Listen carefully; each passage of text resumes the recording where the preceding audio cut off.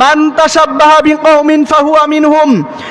ও আমার উম্মতেরা, তোমরা জেনে রাখো, যেই ব্যক্তি যার সাথে সম্পর্ক রাখবে আল্লাহ পাক রব্বুল আলামিন হাসরের ময়দানে তার সাথেই তাকে জান্নাতে রেখে দিবেন। সুবহানাল্লাহ। মুহতারাম হাজিরিন, আমল নাম্বার 3, মনোযোগ দিয়ে শুনি। আমল নাম্বার 3, বেশি বেশি করে কুরআনুল কারীমের তিলাওয়াত করা। যে ব্যক্তি বেশি বেশি কুরআনুল কারীমের তিলাওয়াত করবে তার ঈমান বৃদ্ধি পাবে এবং সে আল্লাহ তাআলার প্রিয় বান্দা হবে। এটাও আমার বানানো কথা নয়।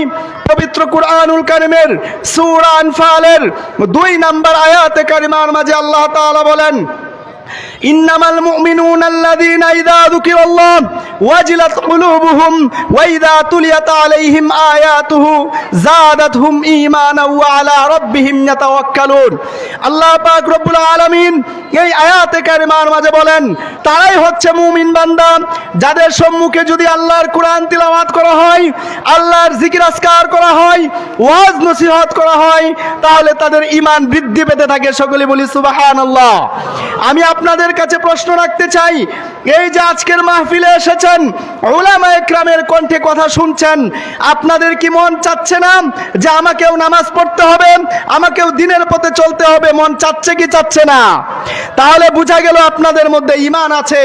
মুহতারাম হাজিরিন, 3 নম্বর আমল বললাম, বেশি থেকে বেশি কুরআনুল কারীমের তিলাওয়াত করা। কিন্তু বড় আফসোস এবং পরিতাপের বিষয় হলো, আজকে এই বাংলাদেশের 92% মুসলমানের দেশে অন্তত 98 থেকে 99% মুসলমান নারী পুরুষ যে কিনা সহি শুদ্ধ করে কোরআন পড়তে পারে না। কথা বলেন ঠিক কিনা? মুহতারাম মুআজ্জাজ হাজিরিন, যদি আপনাদের এই আমার কথার সাথে একমত থেকে থাকেন, তাহলে আমি আপনাদের কাছে করজোড়ে অনুরোধ রাখতে চাই, আপনারা যারা বয়স্ক হয়ে গিয়েছেন, তারা দাওয়াতে তাবলীগ নামক হক্কানি উলামায়ে কেরামদের দ্বারা পরিচালিত যে চলমান মাদ্রাসা আছে, সেই মাদ্রাসাগুলোতে গিয়ে দ্বীনের মাসআলা মাসাইলগুলো শিখুন এবং কুরআনুল কারীম সহি শুদ্ধ করে শিখুন। শিখবেন তো ইনশাআল্লাহ? আল্লাহ তাআলা কবুল করুন।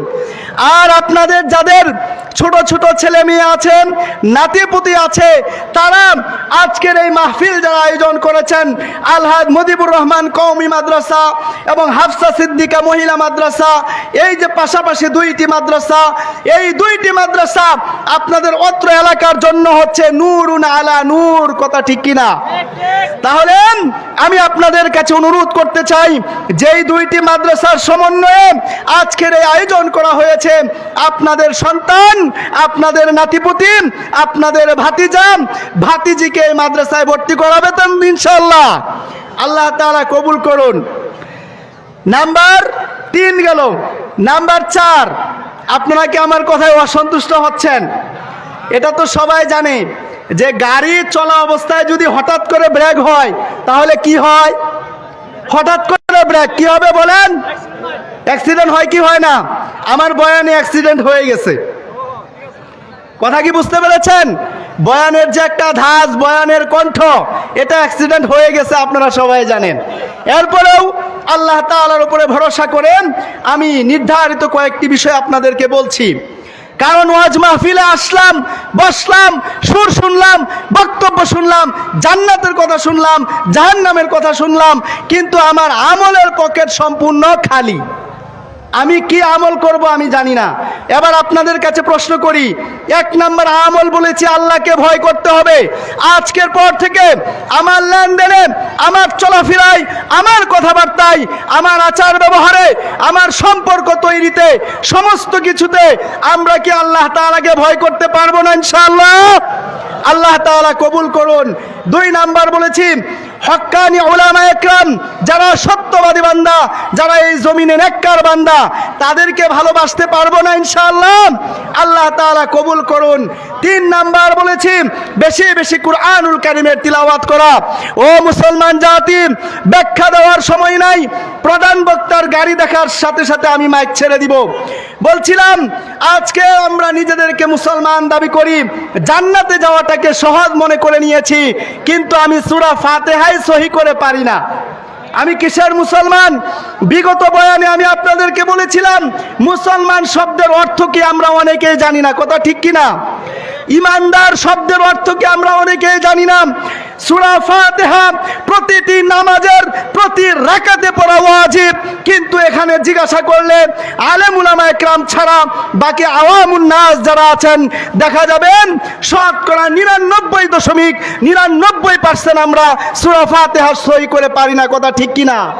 মুহতারাম হাজিরিন, এই সমস্ত কথাগুলো বললেন অনেকের ভালো লাগে না, অনেকের পছন্দ হয় না, কিন্তু বিশ্বাস করুন আপনি সারাদিন জান্নাতের বয়ান শুনলেন, সারা রাত্র তাহাজ্জুদের ফজিলত শুনলেন, কিন্তু আপনি সূরা ফাতিহা সহি করলেন না, আপনি দৈনিক 5 ওয়াক্ত নামাজ পড়লেন না, আপনার সারা রাত্রের এই বয়ান শোনার দ্বারা বিন্দু পরিমাণ কোনো ফায়দা হবে না। কথা বলেন ঠিক কিনা?